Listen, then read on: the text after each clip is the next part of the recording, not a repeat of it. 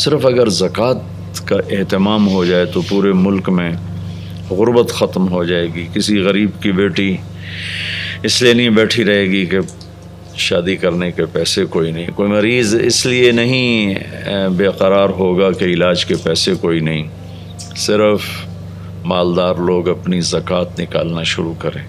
چونکہ اللہ تعالیٰ نے ہمیں کمائی میں بھی ایک اشتراکیت کا ذہن ہے، سوشلزم، کہ سب مال اسٹیٹ کا ہے، کسی کا بھی نہیں، یہ بھی غلط۔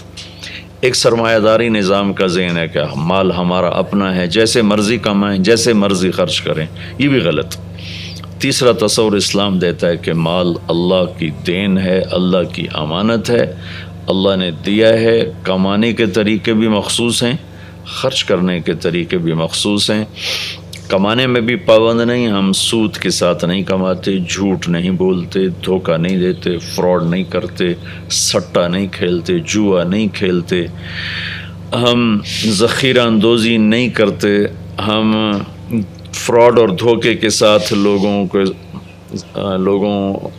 سے تجارت نہیں کرتے، بلکہ ہماری تجارت سچائی پر ہوتی ہے، صدق پر ہوتی ہے، امانت پر ہوتی ہے، سود سے پاک ہوتی ہے، جھوٹ سے پاک ہوتی ہے، ملاوٹ اور کھوٹ سے پاک ہوتی ہے، کہ صرف دنیا ہی سامنے نہیں، موت کے بعد کی ہمیشہ کی زندگی ہے۔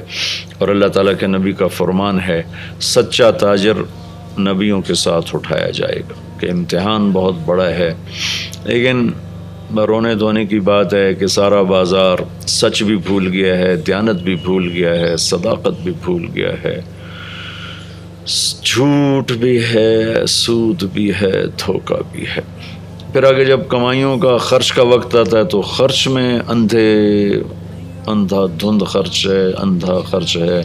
اور خاص طور پر مجھے بہت دکھ ہوتا ہے جو تعمیرات پر ہمارا خرچ ہو رہا ہے، بے تحاشا۔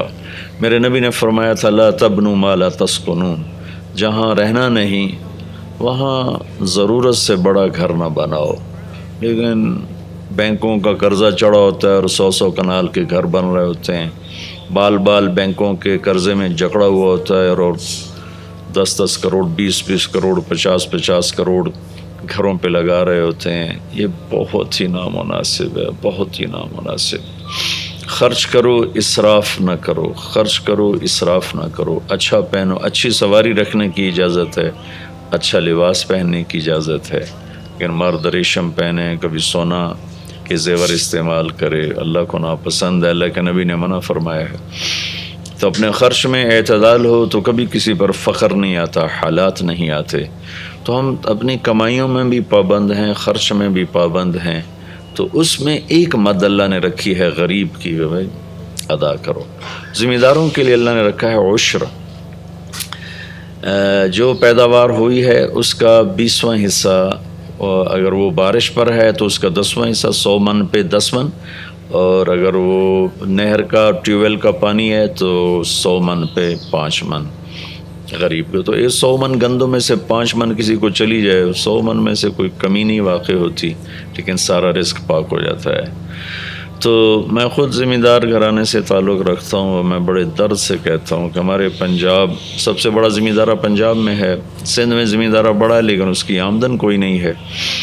تو سندھ پنجاب میں بڑی ذمہ داری ہے، لیکن ذمہ داروں کو پتہ ہی کوئی نہیں کہ عشر ہوتا کیا ہے۔ وہ یہاں تو 1000 اکٹھے کروں، 10,000 اکٹھے کروں تو شاید 2 4 5 نکل آئیں گے زکوٰۃ دینے والے، لیکن 1 لاکھ ذمہ دار اکٹھے کروں تو ایک بھی عشر دینے والا ان میں نہیں بنتا۔ انہیں پتہ ہی کوئی نہیں کہ اللہ نے ہمارے مال پر حق رکھا ہے۔ وہ سیاست پہ لگانے کو تیار ہیں اور فضولیات پہ لگانے کو تیار ہیں، لیکن غریب آ جائے تو ماتھے پہ بل پڑ جاتا ہے۔ یہی عام مالداروں کا حال ہے۔